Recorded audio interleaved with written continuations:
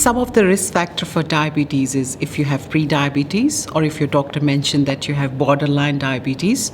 If you have a family member, you have a family history of diabetes, your father, mother, or your brother, or your grandparents have diabetes. If your age is over 40, and if you are from Maori, Pacific, or Southeast Asian ethnicity, the age is if you're over 25 years of age.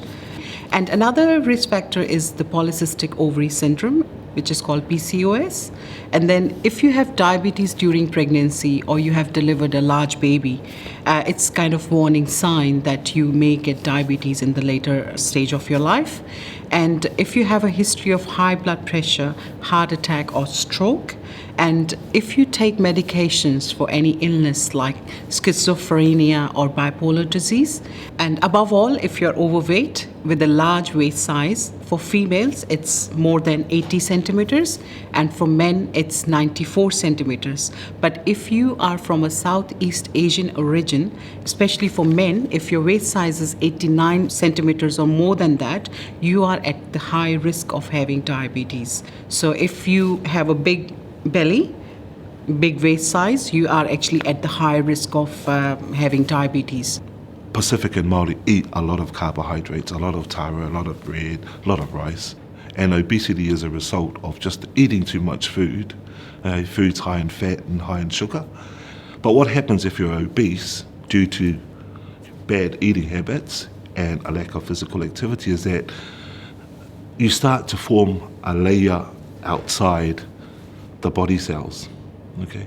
And it makes it very hard for the insulin, the key, to open that door, so to allow the sugar to go in, okay? And that's why diabetes, type 2 diabetes, it sort of just sits in the bloodstream, and over time it creates those damages. But one of the things that Pacific and Māori need to understand as well is that type 2 diabetes is a lifestyle disease, and therefore it's preventable. A very few people know 80% of type 2 diabetes is preventable by making small lifestyle changes, like if you're overweight, losing the weight, if being more physically active, quit smoking, controlling your blood pressure.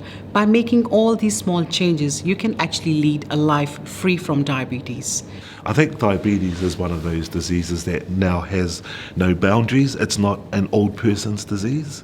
We're starting to find that young teenagers are on the verge of diabetes, so it's important for them to get checked, see a doctor, get their heart and get their diabetes checked. It's always good to know where you're at and what you need to do in order to avoid becoming diabetic, or also understand if you are diabetic, how to further manage or to move away from diabetes. As I mentioned before, it is preventable. Type 2 diabetes is preventable.